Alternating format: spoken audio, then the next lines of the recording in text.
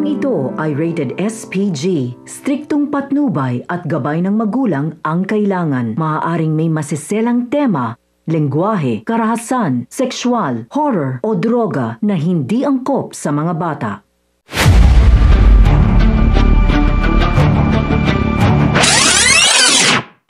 Mga kapamilya, matapos mabulabog ng mga kapulisan ang warehouse ni Ramon, ay magiging masalimuot nga ang kanyang mundo dahil bukod nga sa paglusob ng mga kapulisan ay dito din makukumpirma niya na niloloko siya ni David.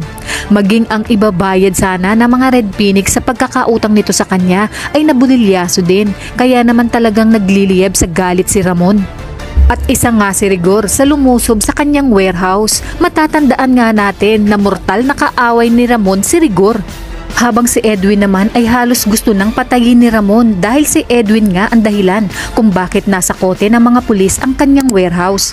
Buong akala pa naman ni Ramon ay busy ang lahat ng mga kapulisan sapagkat ngayon ang araw ng kapistahan ng Nazareno, kaya abala umano ang lahat ng kapulisan sa prosesyon. Ngunit kabaliktaran nga sa kanyang inaasahan dahil natiktikan na sila dahil nga kay Edwin. Sa kabilang banda, muli ngang nag-cross ang landas ni Ramon at Rigor. Hindi nga akalain ni Rigor na buhay pa umano ang demonyong si Ramon, at ang mas lalong ikinagulat ni Rigor ay kung bakit magkasama si Ramon at David. Sinabi nga ni Rigor sa kanyang isip na marahil si Ramon ang tinutukoy nitong kanyang boss.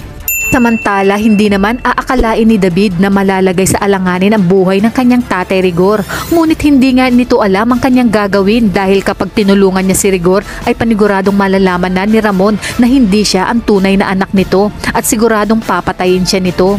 Ayon pa kay David, hindi pwedeng malaman ng kanyang tatay Rigor ang pakikipagsabuatan niya kay Olga dahil sigurado umanong malalagot siya sa kanyang tatay Rigor.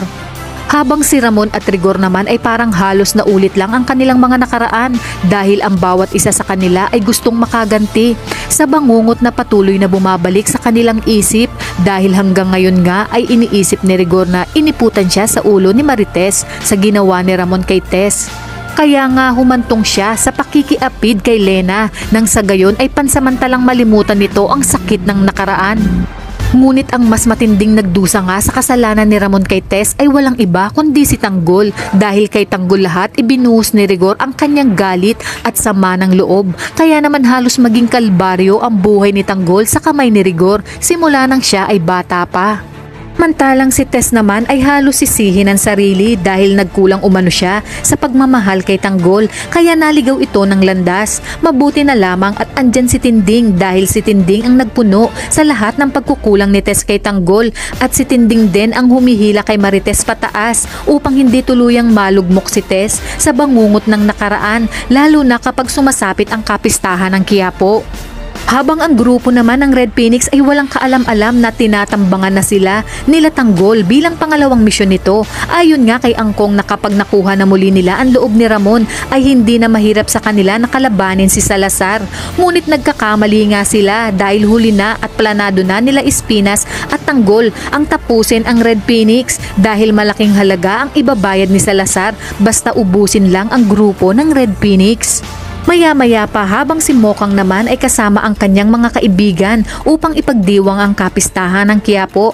Nagagawa pa nga ni Mokang nang ngumiti kahit na nakarinig ito ng mga masasakit na salita mula kay Tinding. Ipinagdasal na lang ni Mokang na sana ay nasa mabuting kalagayan si Tanggol. Kaya naman mga kapamilya, pakaabangan natin ang mas tumitinding kaganapan dito lang sa FPJ's Batang Quiapo.